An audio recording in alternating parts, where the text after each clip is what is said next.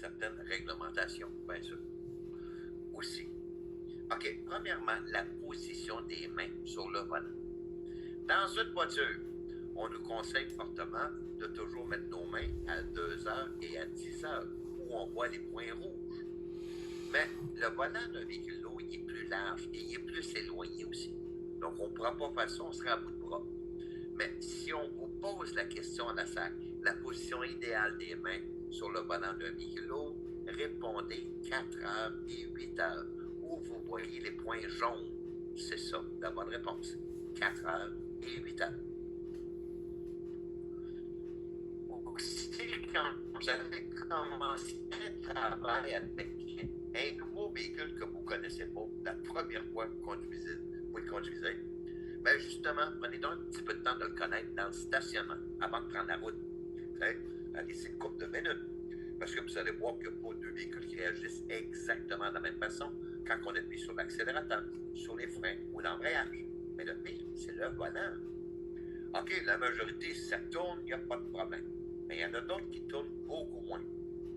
Donc, si tu ne veux pas te faire prendre des culottes à terre dans un coin de rue, tu veux tourner à droite, puis oups, ça tourne passer, tu es obligé de te prendre 2-3 fois, dans le trafic, quand tu vas klaxonner, pas te faire écœurer, ça aurait peut-être été mieux d'essayer ça ton volant dans le stationnement avant de prendre la route. Donc, apprends à connaître un petit peu ton véhicule la première fois que tu vas le conduire.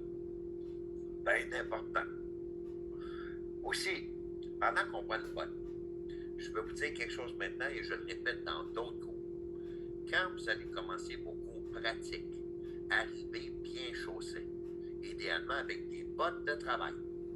D'ailleurs, la majorité de vos employeurs vont exiger la botte de travail approuvée CSA, Canadian Standard Association. Donc, habitue-toi tout de suite à conduire avec des bottes de travail. Par contre, on va tolérer si tu viens prendre tes cours pratiques en souliers de travail ou on va même tolérer les souliers de course, mais à la condition que les souliers soient en excellent état, mais surtout en bon cuir épais. Parce que si tu viens prendre tes cours pratiques en chaussures tout endommagées, ou en petites chaussures de toile, en sandales, en gogoune, là, on ne t'acceptera pas. Ou en souliers à talons hauts, encore bien moins. Donc, on va te revirer de bord pour aller chercher des chaussures adéquates et idéalement des bottes de travail. Et le temps que tu vas perdre pour aller chercher des bottes ou des souliers adéquats, ce temps-là, tu le perds dans ton cours pratique que tu as payé. Ça te prend 1 heure pour revenir avec des bottes, tu viens de perdre 1 heure de cours pratique. Ça te prend 2 heures, tu viens de perdre ta session complète de 2 heures. Tu ne reviens pas, tu viens de perdre ta session complète de 2 heures. Ce qui veut dire que tu vas être obligé de repayer d'autres cours pratiques. Hey, les cours coûtent assez cher comme ça. Arrangez-vous pas pour être obligé de payer du surplus parce que vous êtes arrivé mal chaussé. Je le dis maintenant, puis je le répète dans d'autres cours. Puis malgré le fait que je le répète, il y en a toujours qui arrivent en petits souliers de toile, en sandales ou en gogoune. Il y a même quelqu'un qui est déjà arrivé nu-pied pour prendre des cours pratiques sur un véhicule lourd. Hey, il arrive en autobus, là, nu-pied. Incroyable. Hey, tu n'as même pas le droit de conduire une trottinette nu-pied. Imagine-toi un véhicule lourd. Hey, il y en a qui sont perdus, mais pas à peu près. Donc, arrive bien chaussé, idéalement avec des bottes de travail, si tu ne veux pas être obligé de repayer d'autres cours pratiques. OK, maintenant, on va parler de transmission manuelle. Peu importe la classe que vous étudiez, 1, 2, 3, peu importe si vous voulez prendre vos cours pratiques manuels ou automatiques, vous allez recevoir des questions sur le manuel dans l'examen théorique. Parce qu'un coup, tu vas avoir réussi tes 2 examens théoriques. Après ça, quand on va te remettre ton permis provisoire véhicule lourd, tu vas avoir le droit de pratiquer manuel ou automatique. Donc, c'est pour ça que oui, dans l'examen théorique, tu vas avoir des questions sur le manuel. La question qui revient le plus souvent, quelle est la fonction de l'embrayage dans le mécanisme d'un véhicule? Notez-le.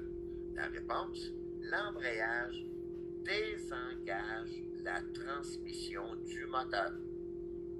Donc, je le répète, quelle est la fonction de l'embrayage dans le mécanisme d'un véhicule? La réponse, l'embrayage désengage la transmission du moteur.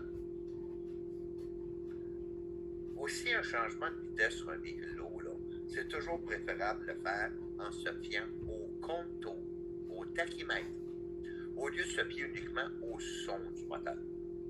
C'est sûr qu'avec le temps, on connaît tellement bien notre véhicule que seulement par le son du moteur, on sait quand c'est le temps de faire le changement de vitesse. Mais même un conducteur qui connaît parfaitement son véhicule depuis des années, il va se tromper à l'occasion. Surtout si le changement de vitesse se fait dans une légère pente montante ou descendante. Dans une petite pente, là, même si c'est très peu perceptible, le son du moteur est un petit peu différent. Donc, ça peut nous induire en erreur.